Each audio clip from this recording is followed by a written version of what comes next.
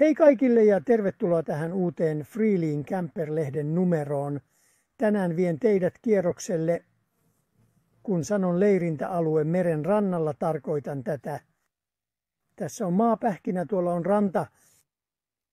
Pysykää siinä, käydään pieni kävelyretki leirintäalueella ja näytän teille muutamia asioita.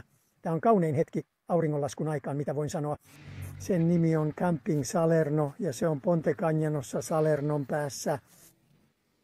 Sanotaanko 6-7 kilometriä kaupungista. Meri on Ottoskalinin kohdalla, näette rannan siellä, ja se on leirintäalue, joka on avoinna ympäri vuoden. Eläimet ovat tervetulleita, ja leirintäalueella on tietysti kaikki palvelut, kuten ravintola, jossa voit syödä illallista, ja kuljetuspalvelu. Kuljetuspalvelun lisäksi leirintäalueen sisäänkäynnin edessä pysähtyy myös julkinen bussi. Leirintäalueella ei ole vain kenttiä, vaan siellä on myös bungaloveja. Lyhyesti sanottuna jätän höpötykset sikseen ja vien teidät pienelle kierrokselle. Ja kuten olin sanomassa, niin tilojen joukossa on myös bungalow. Näitä avoimia bungaloveja, joita voi ilmeisesti käyttää sekä kesällä että talvella, on noin 10 kappaletta ja ne ovat osa laitosta. Viimeisenä, mutta ei vähäisimpänä, on alue, jonne olemme nyt saapumassa. Ja se on myös alue, jossa teltat ovat parhaita, koska siellä on kasveja, jotka antavat hieman varjoa, erityisesti kesällä. Tilojen joukossa on myös ravintola, jossa voin kertoa teille, että olen jo maistanut 4 ruokalajia ja kaikki 4 ovat fotonisia.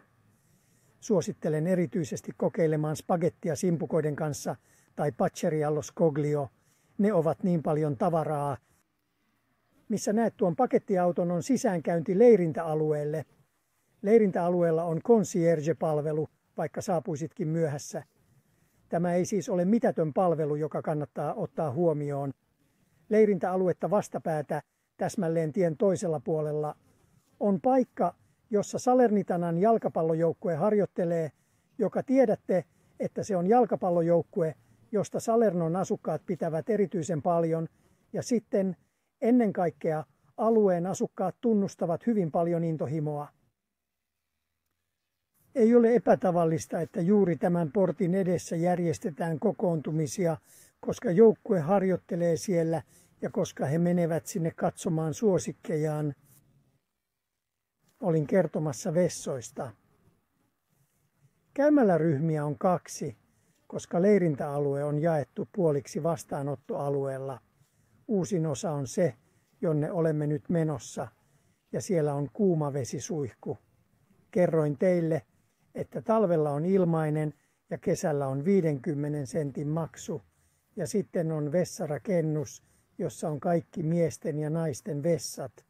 Olin juuri kertomassa, että yksi teltta-alue on tämä, jossa on kesällä myös varjostettu, jotta teltoissa nukkuville olisi viileämpää. Kaikilla telttapaikoilla on sähköliitäntä. Kerroin teille jo aiemmin, mutta voitte käytännössä nähdä sen kuvista, että yhdellä telttapaikalla kyllä ja yhdellä telttapaikalla ei ole näitä erittäin käteviä lavuaareja, joissa on vettä. Nykyinen juomakelpoinen. Palveluista sinulla on sen sijaan WC-huoneessa säiliön huuhtelu, jäteveden kuormaus ja purku taas on täysin erillisessä tilassa kaukana kentistä. Mutta mitä palveluja tämä ympäri vuoden auki oleva leirintäalue tarjoaa? Tutustutaanpa palveluihin. Ensinnäkin täällä on Wi-Fi, joka on täysin ilmainen. Sitten eläimet ovat tervetulleita, ne eivät maksa lisämaksua. Lisäksi jos haluat päästä Salernoon sekä talvella, kun on Occidartista, että kesällä, on julkinen bussiyhteys aivan leirintäalueen edessä. Tai voit sopia leirintäalueen omistajan Pasqualen kanssa ja hän voi tarjota kaapelipalvelun.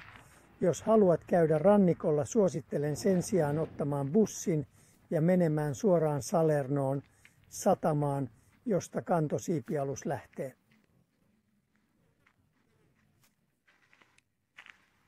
Se on erittäin kätevä. Mä olen kokeillut sitä. Se on palvelu, joka säästää teidät rannikon liikenteeltä ja voitte liikkua täysin rauhassa. aivan rannikko, se on Ravello. Yöllä nähtynä, mutta sitten on Vietri sul mare, Amalfi, Jumalten polku, Positano, Sorrento ja Pizza col cornicione. Kyllä, nämä ovat vain joitakin niistä asioista, joita voit kokea kylpylät ja Furoren vuono, mutta se ei ole vain Amalfin rannikko. Valitsemalla lomailun Salernon leirintäalueella voit myös syleillä Silentoa, Pestumia, Akropolia ja kansallispuistoa.